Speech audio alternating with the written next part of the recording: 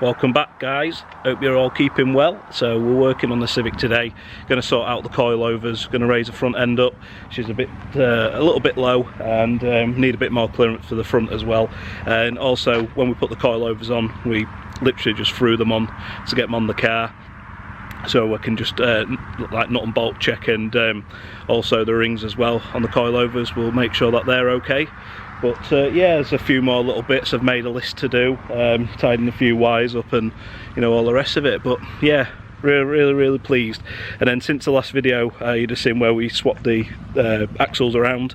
I've actually had the exhaust done as well. So we've got a 3-inch exhaust, a little penis exhaust there. So yeah, she sounds mint, to be fair. First time I've had a 3-inch exhaust, particularly on a K20 as well, so just quite loud. We've got a couple of resonators in there as well, but we should be fine for track. But once I've done this, I'll give her a start up. I'll let you listen to her. So this is what I was saying about how low the front end is. So it needs lifting really. I kind of want about 1/2 inch clearance between the tyre and the wing. So I think she just sits a little bit too low. When you look at the sump, it's about 2.5 inches off the floor, so it's a bit scary. And then come this side as well, as you can see, it's a little bit lower on this side. So they all need adjusting and making sure that they're all the same. The back's not too bad, kind of like how it sits on the back, and this side as well, so it doesn't sit too bad. I think I'm going to have to roll the arches as well, and I've got quite a lot of body work to do, obviously, with all the rust. But she's getting there, boys, she's getting there.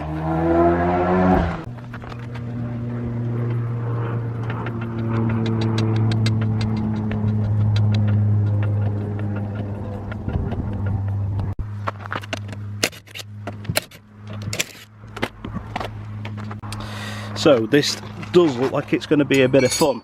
So what we got to do is wind this up.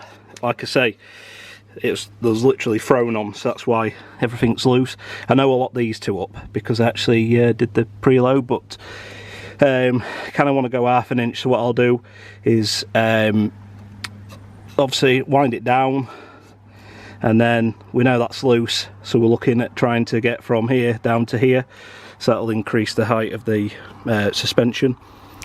And like I say, I've got the tools for the coilover, and then once I've done that, I can bleed the brakes, just make sure that they're okay, and then we can go on to the other side. So all I'm literally doing is getting this key, just winding, he says, winding the coilover out, and I want this gap here to be like 1/2 inch, and then that should be pretty much ready to send. I'll just keep doing this until it's wound out. Then once I've got this height from here to here, then I'll just go and make sure that the opposite side, when I say, so from here to here, I'll measure that and make sure the opposite side is exactly the same. So currently on this side, we are about 44mm. So we need 14mm on there. Get that sorted, happy days. So that's this side sorted now, so all the lows have gone. I think what I'm going to do for peace of mind as well is on the back, I'll just check them, make sure they're the same. I'm sure they are, because when I put the rear trailing arms on, I did adjust them anyway. But prevention's better than the cure, I guess. So all I've got to do now is just check the brakes, make sure that I've bled them up correctly. That's the front end sorted.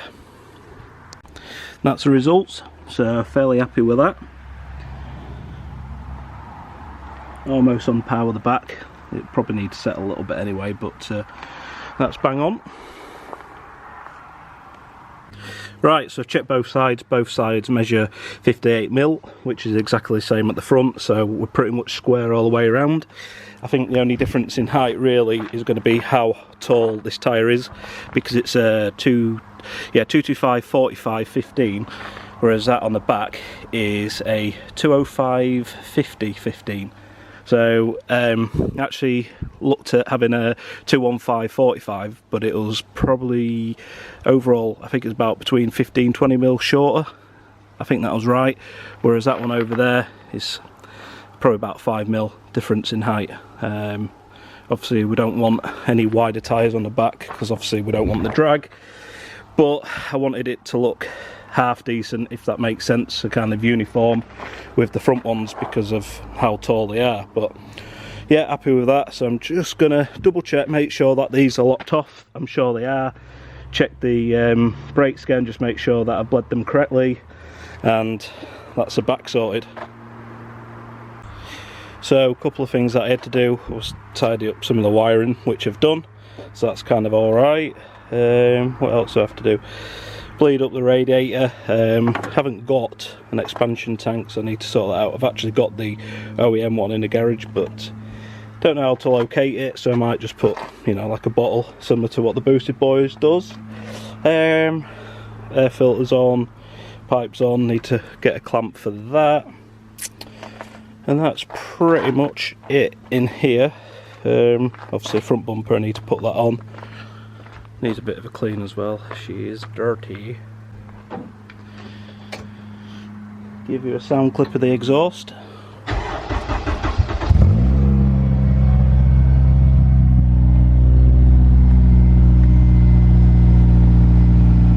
Sounds minty.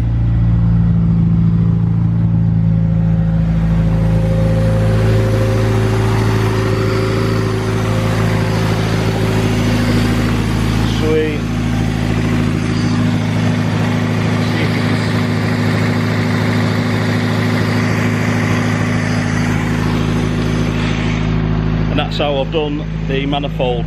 So it's literally 3 inch into the manifold, just pie cut it down. So I don't know if we'll lose any power doing that. Doesn't seem to be that restrictive. Give it a few cheeky revs.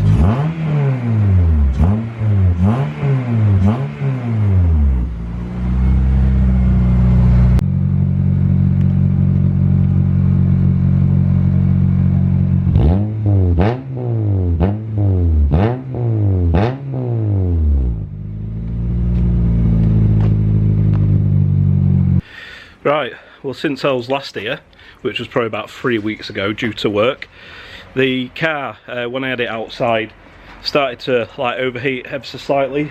So I think I've got an airlock somewhere in the system.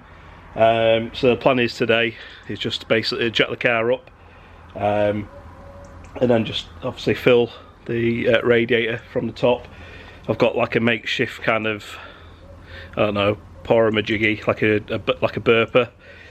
So I'm going to stick that on, put some water in there. It's got anti-freezing anyway, so it'll just have a little bit more water in it. So yeah, just try and bleed that up. Obviously I'm only running half radiator, so I don't want this thing getting hot and overheating and warping the head, etc, etc. So that's the thing. So right now I've literally just got to connect, put the ECU in, connect the battery, and then we can get it started. And it appears we've had a mouse living in here. For some reason they've taken to chewing a screwdriver. So before I even start, I'm just going to have to check a few wires and just make sure that they haven't chewed through any fucking wires. The little bastards. So that's what I'm going to do now. Right, as you can see, the burper's nothing more but then just a 2 litre bottle of Dr Pepper. So misunderstood. With a bit of electrician's tape at the bottom, just wanged in the overflow pipe. Just put a screw there just in case it does try and overflow. So I'll fill that full of water, and just currently charging the battery as well. So yeah, 75%. So give it another 10 minutes on that. Yeah, and then we'll get her started. I think.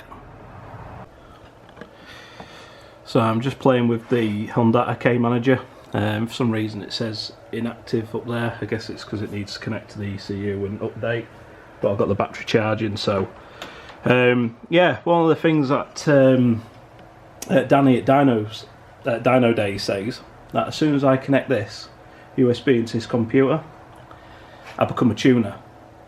Nah, I'm only joking, he didn't really say that. But speaking about Dyno Days, obviously if you are subscribed to my channel, you're watching my videos, if you wouldn't mind going over to Dyno Days and giving them a follow, subscribe to them, watch the content. Amazing channel. Came across them probably about 2 or 3 weeks ago. Since then we've just been chatting on a morning, on a morning basis. Really cool bunch of guys, really approachable, friendly. They've got a great community behind them, and if you don't know who Dyno Days are, they're basically a tuner based in Nuneaton. So not only do they tune cars, they also supply parts, so you can buy parts for your car, big brake kits, induction kits, that type of thing. They also do their own R&D, so intake kits on the FN2s, just an example. I'm sure they do plenty more. And they also tune like a broad spectrum of cars as well. So any inquiries like that, go and give them a shout, because like I say, they've been really good to me. Plug in the channel as well, which has helped. Almost at 1,000 subscribers now, so really pushing that. But yeah, I just thought I'd mention them because, like I say, they're a great bunch of guys. So yeah, go and check them out. So she's live. Current temperature there. Water in here. No leaks yet. Just waiting to see if that will burp or anything. See what the temp's like in here. Yeah, almost at halfway now. Right, so that's pretty much the car bled, I think. Weird one, when it was obviously, well, while I was trying to bleed it, had an engine check light come on, which was for the knock sensor, circuit malfunction, PO325, that's what it was. So I turned it off, let it cool down a little bit, started it up again, revved it up. It's weird, it's not come back on. So I don't know whether it got a little bit too hot, or you know, there's all old fuel in it, that type of thing, or it's not actually bled up properly. I don't know. So I think the best thing that I'm gonna do, you know, you can advise me against it, is just take it for a drive, put the cap on, take it for a drive, and see if, you know, taking it you know, above like 2,000, 3,000 RPM will just help, you know, circulate the water, because I got it as high as I could get it, and it didn't really take that much water. I mean, it did take a bit, but not massive amounts. So but yeah, anyway, I'll stop rambling. So the next one should be me trying to rip it. We'll see what goes on, see what comments you leave behind. But if you are liking the content, then please feel free to comment down below, or please comment down below, tell me what you think, give us a thumbs up, and also subscribe if you're not subscribed, because there's going to be plenty of content, particularly next year when I hope to try and race this thing. But yeah, stay safe guys, I'll catch you on the next one. Just thought I'd end the video with this. The one your mum told you not to worry about. This is going to be making its appearance next year. It's pretty much finished off. Just wants a map tweaking to allow for the fuel system, because it's a return system now. Hoping for around about 500 brake. It's 422 wheel horsepower now, but would like 500 wheel. Don't want to push anymore because it's still open deck. So I need some cylinder support at some point, but as you can see, she's been neglected guys. Feel pretty bad. So she sat here doing nothing for a year, but don't worry, I'm going to make it good again, get the EJ9 sorted, and it's about time we had some more boost with a nice precision.